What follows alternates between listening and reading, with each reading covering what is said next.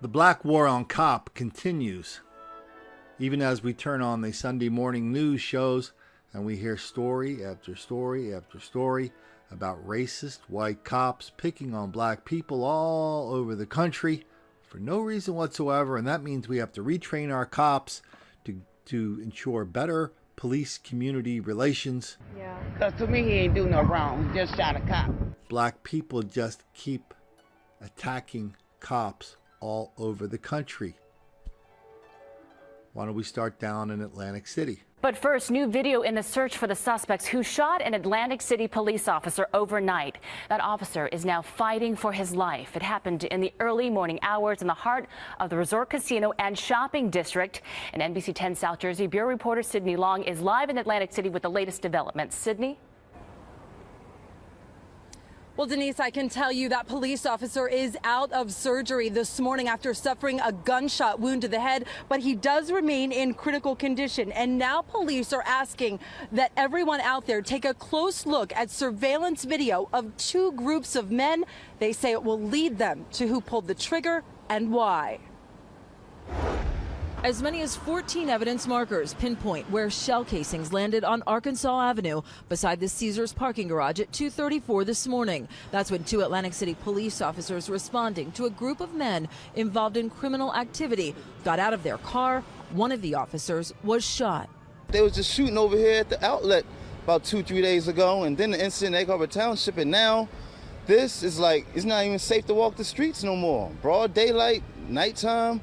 The other officer fired back, striking one of the gunmen as the group took off running. That suspect was found about a block and a half away on Missouri and Pacific Avenues. He was collapsed and he was deceased. 5 suspects and/or persons of interest are still at large. Investigators now want to talk to a handful of men captured on this surveillance video, walking in the area of the shooting approximately 8 minutes before those shots rang out.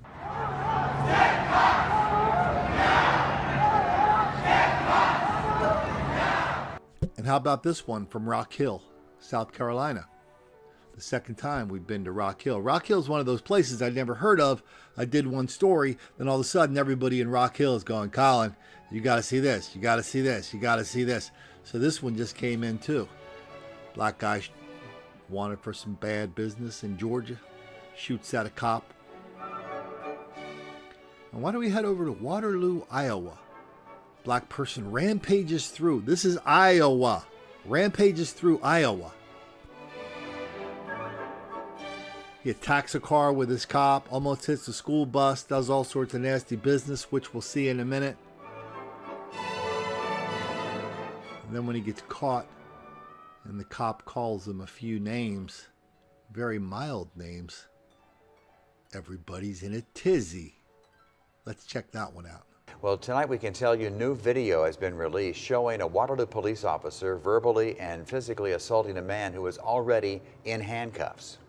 You're a stupid motherfucker, you know that? Stupid motherfucker.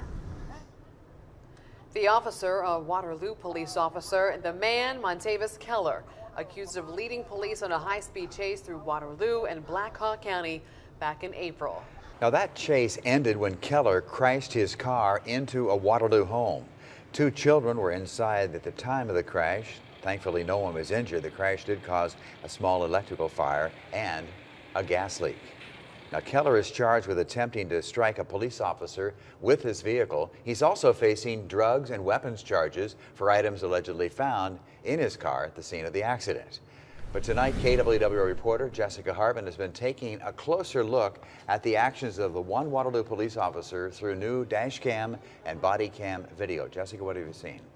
The video from the Black Hawk County Sheriff's deputy that was at the scene shows one Waterloo police officer yelling obscenities and pulling the hair of Montavious Keller after Keller has been arrested. In dashcam video, you can see Keller running away from the crash, surrendering as a sheriff deputy pulls his gun. The deputy, along with 2 other Waterloo officers, hold Keller down and handcuff him. Then another officer, identified as Officer Adam Whitmayer, runs up. You can then see Whitmayer yank on Keller's dreadlocks several times. all while using vulgar language to call Keller names. Jesus, you're a stupid mother. You know that? And then you see Officer Adam Whitmire hit Keller in the head multiple times. Here's a closer look from the deputy's body camera. God! Yep. One in custody. Moron. Yes. You're a stupid mother. You know that? You're stupid mother. After Whitmire and the deputy finish searching Keller, they pick him up and they head towards the deputy's car. That's when you see Whitmire forcefully shove Keller into the back seat. Get in there. In the car. So we took appropriate action, but I do not feel it merited termination. The state general attorney's office agreeing, reviewing the incident and deciding not to charge Whitmire because of Keller's actions leading up to the arrest. When they looked at the totality of the circumstances, the suspect nearly hit a school bus, and right after that, Officer Whitmire was laying down the spike strips, and the suspect swerved toward Officer Whitmire. Chief Chalka says Whitmire is a veteran of the department, and this is his first incident like this. Chief Chalka also said Whitmire immediately regretted letting his emotions get the best of him. So that is what you call police brutality in Iowa. A guy with guns and drugs in his car rampages through Waterloo, Iowa, almost hitting a school bus, almost killing people, trying to kill cops. The cop gets him, grabs him by the hair, doesn't really jerk him around or anything, and he hits him on the backpack a few times and calls him a few names. That's brutality. See, here's the thing. These stations have a lot of choices on how to report these stories. They can do this one, where they go, wow, that looks like police brutality. Why is that big bad cop picking on that black person for no reason whatsoever, parentheses, other than he just tried to kill a bunch of people in Waterloo, Iowa. That's the way they did it. Or you could go find a bunch of people that he almost killed, maybe whose kids were on the school bus, parents were of kids on the school bus. Or you could go find any number of people in Waterloo. Say, what do you think about this guy rampaging through your town, almost killing your citizens?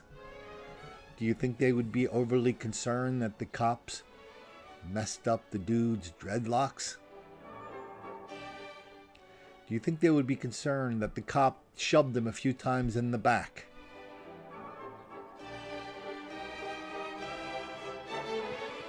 You know, we've been doing a lot of stories out of Iowa lately. We did stories just the other day about Cedar Rapids. An episode of large-scale black mob violence in Cedar Rapids at the Sweet Corn Festival. You guys remember we've done stuff in Des Moines, the Iowa State Fair. Remember Beat Whitey Night? We've done stuff in Davenport, large-scale black mob violence in Davenport. This is Iowa.